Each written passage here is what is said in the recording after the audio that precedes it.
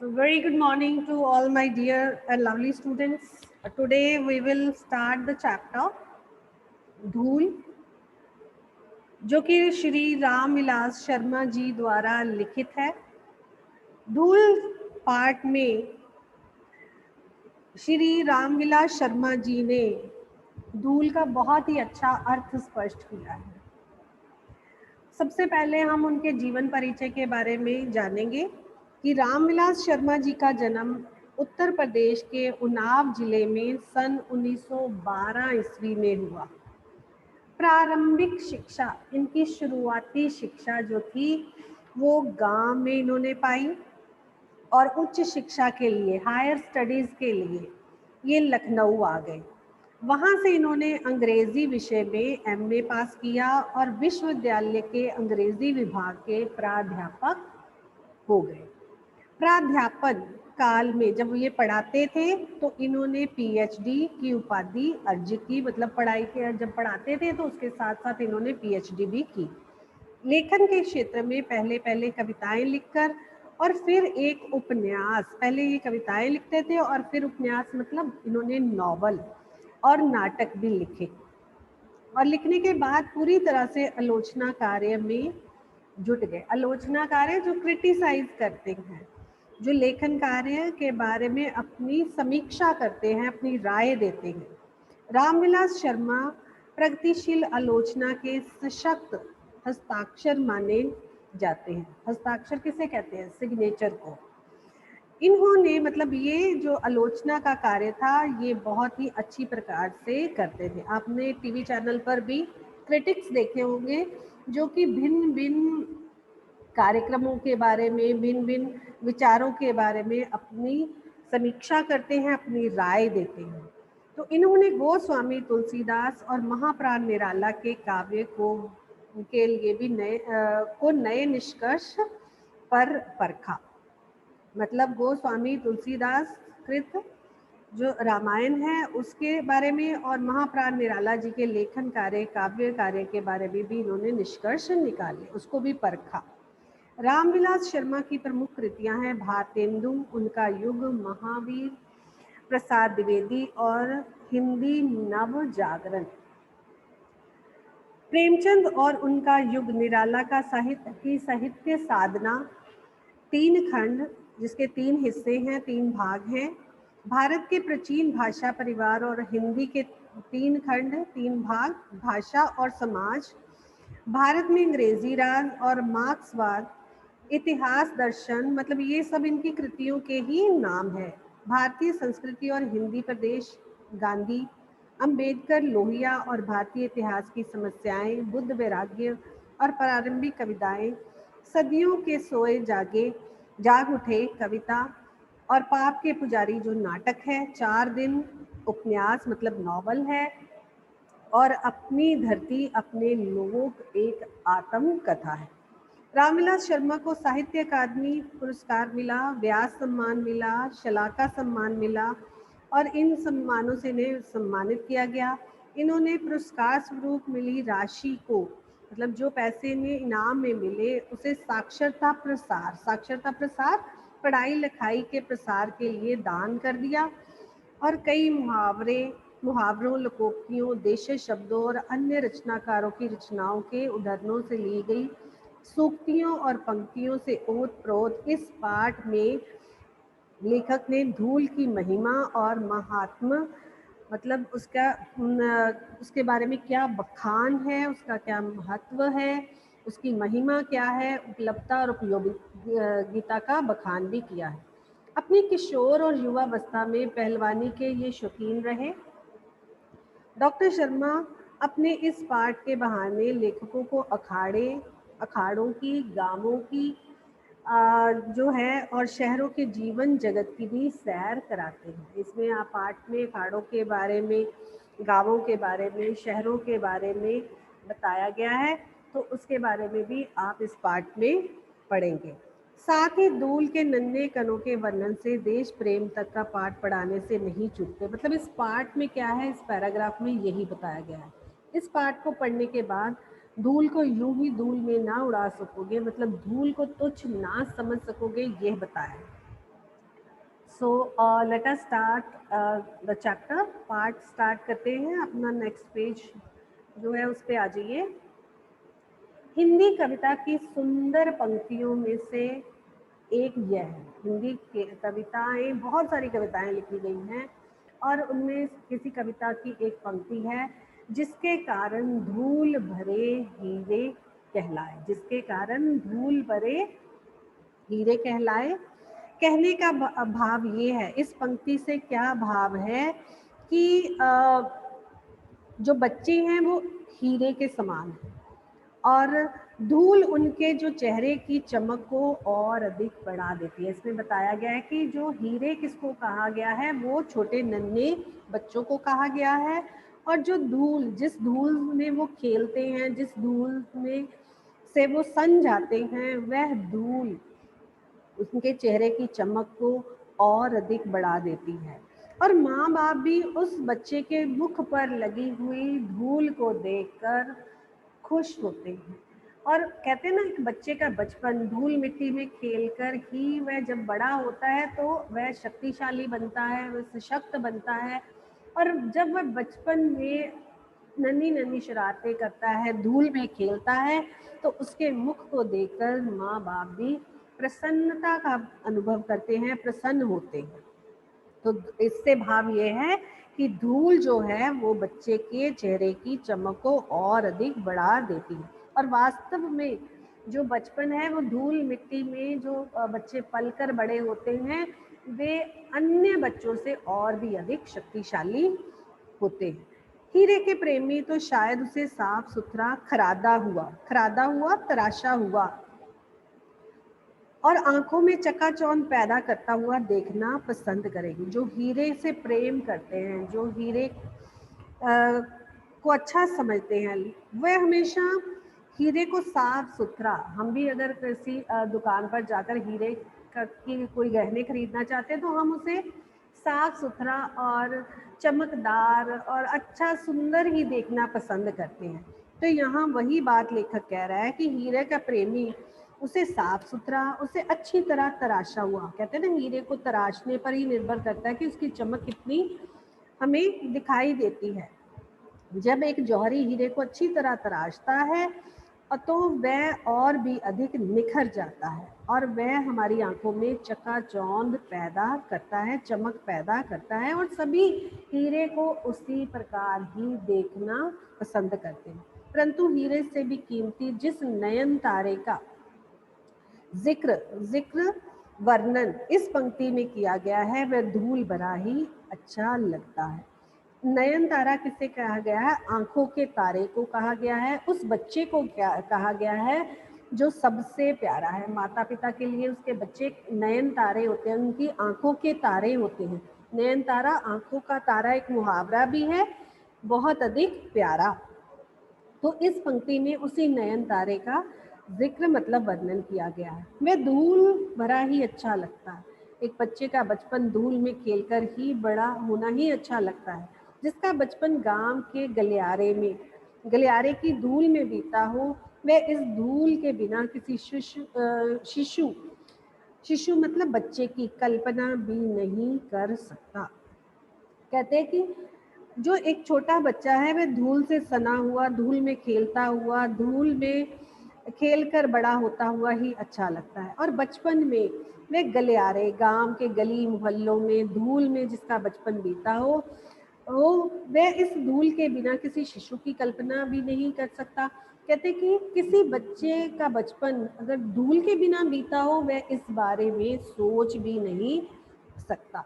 फूल के ऊपर जो रेणु उसका श्रृंगार बनती है, रेणु मतलब उसकी धूल, फूल के ऊपर जो धूल पड़ती है वो उसका श्रृंगार बनती है, उसकी सजावट बनती है, अर्थात वह फूल की सुंदरता को और भी अधिक निखार देती है। वही धूल शिशु के मुख पर, उसके चेहरे पर उसकी सहज पार्थिविकता को, उसकी वास्तविकता को और भी अधिक निखार देती है, उसके चेहरे की चमक को और भी अधिक बढ़ा देती है। अभिजात वर्ग ने प्रसाधन सामग्री में बड़े बड़े आविष्कार किए। अभिजात वर्ग कौन सा है? धनी वर्ग, अमीर वर्ग को कहा गया है। और प्रसाधन सामग्री किसे कहा गया है? श्रृंगार की चीजों को कहा गया है। आज आविष्कार करके धनी वर्ग ने बहुत बड़े बड़े जो प्रसाधन हैं, जो कॉस्मेटिक्स लोग इस्तेमाल करते हैं, आपको पता ही है कि चेहरे की चमक को बढ़ाने के लिए लोग कितनी प्रकार की श्रृंगार की चीज़ें आजकल इस्तेमाल करते हैं। लेकिन उसकी तुलना में, लेकिन बाल कृष्ण के मुंह पर छाई हुई वास्तविक धूल की तुलना में वह सभी सामग्री क्या धूल नहीं होगी? लेकिन उस सामग्री की तुलना में जो बच्चे के मुंह पर छाई हुई वास्तविक वो धूली है, वह उसकी चेहरे की चमक को और अधिक बढ़ाती है। उसके सामने वह प्रसाधन सामग्री, व श्रृंगार की वस्तुएं कोई महत्व नहीं रखती, कुछ भी महत्व नहीं रखती। उनकी तुलना में उनका महत्व बहुत कम है। चाहे कितने भी चेहरे पर सौंदर्य प्रसाधन लगा लो, उनसे भी वह चमक नहीं बढ़ सकती जो चमक बच्चे की वास्तविक रूप में धूल में खेलकर, मिट्टी में खेलकर जब वो पलता है, बड़ा होता है, तो उससे उसके चेहरे की चमक बढ़ती है। हमारी सभ्यता किसे कहा गया है? शहरी सभ्यता को कहा गया है, जो लोग शहरों में रहते हैं। इस धूल के संसर्ग से बचना चाहती है। संसर्ग मीन्स इसके संपर्क में आने से बचना चाहती है। आप देखो कि जो बच्चे शहरों में पले बड़े होते हैं, उनके माता पिता, अगर बच्चा मिट्टी में जाकर खेलता है तो माँ तुरंत डांट देती है, नहीं तुम गंदे हो जाओगे, तुम मिट्टी में जाकर मत खेलो। मतलब वह उससे धूल से बचाती है। लेकिन वह अपना आसमान में घर तो बनाना चाहती है, वह ऊंचे तो उड़ना चाहती है। इसलिए शिशु भोलानाथ से कहती है कि धूल में मत खेलो। शिशु किसे कहा गया है? छोटे बालक को कहती है कि धूल में मत खेलो। जो कौन कहती है? जो शहर में रहने वाले लोग हैं, वे अपने बच्चे को धूल से बचाना चाहते हैं, उन्हें धूल के संसर्ग में आने से बचाते हैं और कहते हैं कि धूल में तुम्हें नहीं खेलना चाहिए। भोलानाथ के संसर्ग से उसके नकली सलमे सितारे धुंधले पड़ जाएंगे, फीके पड़ जाएंगे। भोलानाथ के संसर्ग से संपर्क में आने से जो उसके नकली सलमे सितारे हैं वह धुंधले पड़ जाएंगे, अर्थात वह फीके पड़ जाएंगे। और जिसने लिखा भी है, यहाँ पर इन जो नेक्स्ट लाइंस है ना, इनमें थोड़ा सा विरोधाभास है। एक तरफ तो अच्छा कह रहे हैं और दूसरी तरफ उसे बुरा भी कह रहे हैं। अच्छी तरह इस लाइन को समझो। धन्य धन्य वे हैं नर मैले, जो करत घात कनिया लगाए, धूरी ऐसे लरिकान की। इसमें कवि लेखक कहता है कि वे मनुष्य भाग्यशाली हैं जो धूल से भरे हुए बच्चे को गोद में उठाते हैं। वे धन्य हैं, वे भाग्यशाली हैं जो नर मीन्स मनुष्य को कहा गया है, जो धूल से भरे हुए बच्चे को गात कनिया लगाए मीन्स गोद में उठाते हैं। परंतु लगाए धूरी ऐसे लड़कान की, परंतु मैला शब्द कहकर उसे बुरा भी कह रहे हैं। एक तरफ तो वो अपने आप को धन्य मानते हैं कि जिन्होंने धूल से भरे हुए बच्चे को अपनी गोद में उठा लिया है, लेकिन दूसरी तरफ उस बच्चे के साथ वो मैला शब्द, मैला शब्द का इस्तेमाल भी कर रहे हैं, उसे बुरा भी कह रहे हैं। तो दो तरह की बातें यहाँ पर वो कर रहे हैं। इनसे पता चलता है कि दोनों बातों में विरोधाभास है। एक तरफ तो उसे अच्छा भी कहते हैं कि उसे गोद में उठाया है तो वो भाग्यशाली है, और दूसरी तरफ उसे बुरा भी कहते हैं कि वह जो है, उसे मैला भी कहते हैं, बुरा भी कहते हैं। तो दोनों बातों के बारे में विरोधाभास पाया जाता है इन लाइनों में। उसके बाद है धन्य धन्य में ही उसके बड़प्पन को विज्ञापित किया गया है। धन्य धन्य कहकर उसे बड़ा दिखाया गया। ये बात वही कह रहा है जो मैंने अभी एक्सप्लेन किया।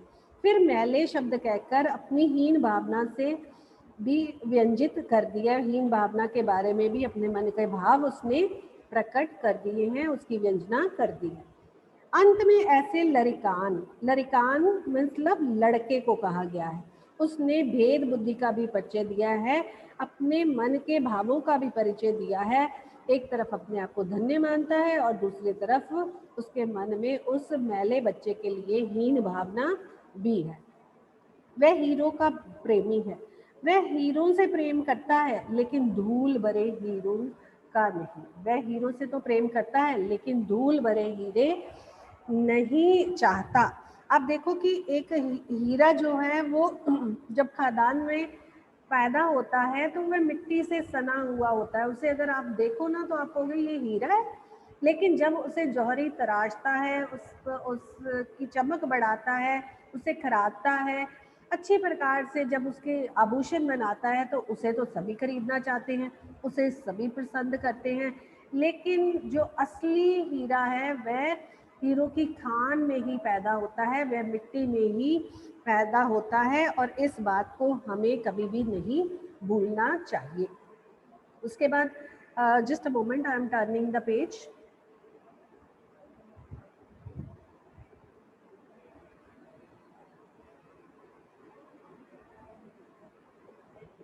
नेक्स्ट है, next para, come to the next paragraph. Shishu Bholanath के संसर्ग से तो मैले जो करत घात की नौबत आ गई। घात मीन्स शरीर। शिशु भोलानाथ के संसर्ग में, उनके संपर्क में आने से मैले जो करत घात, शरीर को जो मैला करने की भी नौबत आ गई है। उसके बाद जो नेक्स्ट पैराग्राफ है ये बहुत इंपॉर्टेंट है, इसको ध्यान से पढ़ना है आपने। अखाड़े की मिट्टी में सनी हुई देह से तो कहीं उबकाई ही आने लगी। कहता है अखाड़ा, अखाड़ा जहाँ पर पहलवान कुश्ती करते हैं, आपने इसके बारे में सुना भी होगा या बच्चों ने देखा भी होगा। और अखाड़े की मिट्टी में सनकर सनी हुई देह से तो उबकाई ही आने लगती है। उबकाई किसे कहते हैं? उल्टी को कहते हैं। और अगर किसी पहलवान को आप कुश्ती करते हुए देखो, वह उस मिट्टी में जब सना हुआ होता है, मिट्टी से भरा हुआ होता है और उसकी देह से जो दुर्गंध आ रही होती है उसके संपर्क में जाने से तो शायद उल्टी ही आ जाए। जो बचपन में धूल में खेला है वह जवानी में अखाड़े की मिट्टी में सनने से कैसे वंचित रह सकता है। कहता है कि जो व्यक्ति बचपन में ही धूल में खेलने से नहीं डरा, धूल में जिसका बचपन बीता है, धूल में खेलते हुए जिसका बचपन बीता है, ऐसा व्यक्ति जब बड़ा होता है तो जवानी में वह अखाड़े की मिट्टी में सनने से, उससे लिप्त होने के बिना वंचित रह सकता है, उसके बिना कैसे रह सकता है। अर्थात जो बचपन से ही मिट्टी के संपर्क में रहा है वह जवानी में भी मिट्टी के संपर्क में आने से कभी भी हिचकिचाता नहीं रहता है, तो उसका दुर्भाग्य है और क्या। कहता है कि अगर वो उसमें सनने से वंचित रहता है तो उसकी बुरी किस्मत है। दुर्भाग्य किसे कहा जाता है? उसकी बुरी किस्मत है। वह साधारण धूल नहीं है, कहता है विशेष प्रकार की धूल है जिसमें सन कर व्यक्ति शक्तिशाली बनता है, उसके बाजुओं में बाहुबल आता है और वह दुनिया का मुकाबला करने के लिए अपने शरीर को और भी अधिक शक्तिशाली बनाता है। आपने महाभारत में दुर्योधन को अखाड़े में गदा का अभ्यास करते हुए देखा था और या देखा होगा। तो वह अखाड़े में कुश्ती करता था जिससे कि उसका शरीर बहुत अधिक पक्का हो गया था, शक्तिशाली हो गया था। वरन तेल और मट्ठे से सिंचाई हुई वह मिट्टी, कहते हैं वो साधारण धूल नहीं है। तेल और मट्ठा, मट्ठा किसे कहा जाता है? दही को मथ कर लस्सी जो बनाई जाती है उससे सिंचाई हुई वह मिट्टी है जिसे देवता पर भी चढ़ाया जाता है। और हनुमान जी को शक्ति का प्रतीक माना जाता है। तो आप किसी भी अखाड़े में देखो वहाँ हनुमान जी की पूजा होती है, उनकी प्रतिमा होती है। तो उस कहता है कि देवता पर भी ऐसी मिट्टी को, तेल और मट्ठे से सनी हुई मिट्टी को देवता पर भी चढ़ाया जाता है। संसार में ऐसा सुख दुर्लभ है, कहता है ऐसा सुख मिलना दुर्लभ है, बहुत कठिन है। पसीने से तरबतर, पसीने से भरा हुआ बदन, तर बदन पर मिट्टी ऐसे फिसलती है जैसे आदमी कुआं खोदकर निकला हो। वो जो तेल और मट्ठे से सिंचाई हुई जो मिट्टी है वह उसके शरीर पर वो क्यों लगाते हैं? तेल और मट्ठे का लेप लगाते हैं, क्यों? क्योंकि जब वो अखाड़े में जब कुश्ती करते हैं तो उनके बदन से वह मिट्टी फिसलती है और ऐसे फिसलती है जैसे एक आदमी कुआं खोदकर निकला हो और उसकी मांसपेशियां फूल उठती है। जब कुएं के लिए धरती में खुदाई की जाती है तो घोर परिश्रम किया जाता है उस मिट्टी को निकालने के लिए, और तभी जमीन के नीचे तक उसे खोदकर जो है वो निकाला जाता है। और ऐसा करते हुए जो व्यक्ति उसकी खुदाई करता है उसकी मांसपेशियां, किसे कहा जाता है, मसल्स को कहा जाता है। मांसपेशियां किसे कहा जाता है, मसल्स को। वो मसल्स जो हैं वो उसके जो फूल उड़ते हैं आराम से वह हरा होता है, हरा होता है।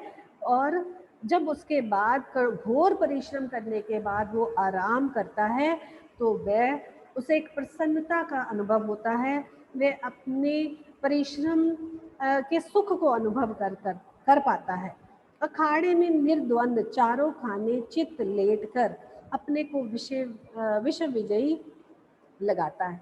और अखाड़े में निर्द्वंद, निर्द्वंद मतलब जिसका कोई और विरोधी ना हो, चारों खाने चित लेट कर वह अपने आप को विश्व विजयी, पूरे संसार पर जिस व्यक्ति ने विजय पा ली हो वह ऐसा अपने आप में अनुभव करता है। मिट्टी उसके शरीर को बनाती है, क्या बनाती है, शक्तिशाली बनाती है, उसके शरीर को परिपक्व बनाती है, उसके शरीर को स्ट्रॉन्ग इंग्लिश में कह लें तो वह बनाती है। क्योंकि शरीर तो मिट्टी का ही बना है, लेकिन भगवान ने प्रत्येक व्यक्ति के शरीर को भी मिट्टी का ही बनाया है, ऐसा हम सब जानते हैं। और अंत में मरने के पश्चात भी व्यक्ति को जब उसका दाह संस्कार कर दिया जाता है या उसके संस्कार के लिए उसे मिट्टी में दबा दिया जाता है तो उसका शरीर मिट्टी में ही मिल जाता है, मिट्टी में ही वह शरीर जो है उसमें मिलकर वो मतलब उस कह लो कि उसका कंकाल ही बचता है, बाकी उसका शरीर तो मिट्टी में ही मिल जाता है। राइट, यहाँ तक I hope it is understand by all. अभी अपने हैंड मत रेज करिए, I will clarify everything if you have doubt. Let me complete the lecture. शरीर और मिट्टी को लेकर संसार की असारता पर, असारता जिसका कोई सार ना हो, पर बहुत कुछ कहा जा सकता है। शरीर और मिट्टी को लेकर संसार के बारे में, संसार के सार के बारे में बहुत कुछ कहा जा सकता है। इसके बारे में भिन्न भिन्न लोगों के भिन्न भिन्न भाव विचार हो सकते हैं, परंतु यह भी ध्यान देने की बात है कि जितने सार तत्व जीवन के लिए अनिवार्य हैं, जीवन के लिए कौन कितने सार तत्व अनिवार्य हैं, क्योंकि व्यक्ति का जो शरीर है वो पंच तत्वों से ही बना है, पंच तत्वों के से बना है। और जितने उसके लिए जरूरी हैं वे हमें मिट्टी से ही मिलते हैं। जिन फूलों को हम अपनी प्रिय वस्तु का उपमान बनाते हैं, और जिन फूलों को हम अपनी प्रिय, अपनी सबसे फेवरेट कह लो वस्तुओं का उपमान बनाते हैं, उपमान मतलब जिनकी तुलना करते हैं, वे सब मिट्टी की ही उपज है। मतलब फूल भी जो है वो मिट्टी में ही उगता है, मिट्टी से ही उसकी पैदावार होती है। रूप, रस, गंध, स्पर्श, इन्हें कौन संभव करता है? मतलब किसी का रूप, उसमें रस, उसकी गंध क्या है, उसका स्पर्श क्या है, उसे छूते हैं, इन्हें कौन संभव करता है? वह माना कि मिट्टी और धूल में अंतर है, कहता है कि कौन संभव करता है, वो मिट्टी ही से ही संभव होता है। माना कि मिट्टी और धूल में अंतर है, कितना अंतर है, बहुत ही माइनर, थोड़ा सा अंतर है, लेकिन उतना ही जितना रस, शब्द और रस में। जब हम कोई शब्द का उच्चारण करते हैं तो वह दूसरों के कानों में रस घोलता। देह और प्राण, जिस देह में, जिस शरीर में प्राण ना हो, क्या उसका कोई महत्व है? नहीं है। किसी देह में प्राण होंगे तो ही व्यक्ति जीवित माना जाता है। चांद और चांदनी में, चांद की अगर चांदनी ना हो तो चांद का कोई महत्व है? बिल्कुल नहीं। तो चांद और चांदनी में जितना भेद है, देह और प्राण में जितना भेद है, शब्द और रस में जितना भेद है, उतना ही भेद जो है धूल और मिट्टी में, उतना ही अंतर कहा गया है। मिट्टी की आभा का नाम ही धूल है, मिट्टी की आभा, मिट्टी की चमक का नाम ही धूल है। और मिट्टी के रंग रूप की पहचान उसकी धूल से ही होती है, अर्थात धूल के बिना मिट्टी का कोई महत्व नहीं। ग्राम भाषाएं अपने सूक्ष्म बोध से धूल की जगह गर्द का प्रयोग कभी नहीं करती। ग्राम भाषाएं जो गांवों में बोली जाने वाली बोली है, भाषा है, वह अपने सूक्ष्म बोध से धूल की जगह गर्द का प्रयोग नहीं करती। अपने कम ज्ञान से, कम ज्ञानी कौन है? जो उनमें अंतर मानते हैं। लेकिन जो गांव में रहने वाले लोग हैं वो धूल को सम्मान का दर्जा देते हैं, सम्मानीय मानते हैं, और धूल को वो कभी भी गर्द नहीं कहते। ऐसा कौन कहते हैं? जो ज्ञानी नहीं है, जिन्हें ज्ञान नहीं है। धूल वह जो जिससे गोधूली शब्द में हमने अमर कह दिया है। धूल वो है जिसे हमने गोधूली शब्द कहकर सदा के लिए अम्र कर दिया है, अमर कर दिया है, सदा के लिए उसके महत्व को मान लिया है। अमराइयों के पीछे छिपे हुए सूर्य की किरणों में, अमराइयों क्या होता है? आम के बगीचे के पीछे जब सूर्य की किरणें जो धूल पर पड़ती हैं तो सोने को मिट्टी कर देती हैं, सोने को मिट्टी कर देती है, अर्थात वो चमकती हुई किरणें जो हैं धूली सोने को मिट्टी कर देती है, अर्थात वो चमक जो है वो मिट्टी की आभा को और भी बढ़ा देती है। अमराइयों के पीछे छिपे हुए सूर्य की किरणों में जो धूल सोने को मिट्टी कर देती है, अर्थात वह सोने को भी मिट्टी, सोने के समान जो मिट्टी है उसे भी मिट्टी बना देती है। और सूर्यास्त के उपरांत, सूर्य के अस्त होने के बाद, लीक पर गाड़ी के निकल जाने के बाद, रुई के बादलों की तरह एरावत हाथी के नक्षत्र पंथ की भांति वह जहां तहां स्थिर रह जाती है। और चांदनी रात में मेले भर जाने वाली गाड़ियों के पीछे जो कवि कल्पना की भांति उड़ती चलती है, जो शिशु के मुख पर फूल की पंखुड़ियों पर साकार सौंदर्य बनकर छा जाती है, धूल उसी का नाम है। और अगर जो है सूर्य अस्त जब होता है उसके उपरांत, उसके बाद लीक होता है लाइन पर, जब गाड़ी निकल जाती है और जब धूल उड़ती है, जो रुई के बादल उड़ते हैं की तरह ही, या एरावत हाथी के नक्षत्र पथ की भांति, एरावत हाथी जो के नक्षत्र पथ किसे कहा गया है? तारों से भरे हुए रास्ते की तरह वह जहां की तहां स्थिर रह जाती है, वहीं की वहीं रह जाती है, और उसपे से कोई भी गुजर जाए वह ज्यों की त्यों उड़ती है, लेकिन फिर वहीं पर ही वह सेटल डाउन हो जाती है, वहीं पर ही वह स्थिर रह जाती है। चांदनी रात में मेले जाने वाली गाड़ियों के पीछे जो कवि की कल्पना की भांति उड़ती चलती है। चांदनी रात में कवि की कल्पनाएं जो हैं वो बहुत दूर दूर तक जाती हैं, तो चांदनी रात में जाने वाली गाड़ियों के पीछे कवि की कल्पना भी उड़ती जाती है। और जो शिशु के मुख पर, जो शिशु के बच्चे के मुख पर फूल की पंखुड़ियों पर साकार सौंदर्य बनकर छा जाती है, और साकार सौंदर्य उसकी सुंदरता को, वास्तविक रूप में उसकी सुंदरता को और निखार देती है, धूल उसी का ही नाम है। यहाँ पर पंच तत्वों की बात की है। पंच तत्व कौन कौन से होते हैं? फॉर योर नॉलेज में बता दूं कि पंच तत्व आकाश, अग्नि, पानी, हवा और धरती, जिसे हम मिट्टी भी कह सकते हैं, उन्हें माना गया है, वे होते हैं। तो आप नोट कर लीजिए, पंच तत्व आकाश, आग, पानी, हवा, धरती या मिट्टी कह लो, 5 तत्व होते हैं जिनसे कि हमारा शरीर बनता है। तो यहाँ पर मार्क कर लीजिए सभी स्टूडेंट्स। और अभी मैं आपको अनम्यूट करने का ऑप्शन देती हूँ ताकि आप अपने डाउट्स पूछ लो, राइट।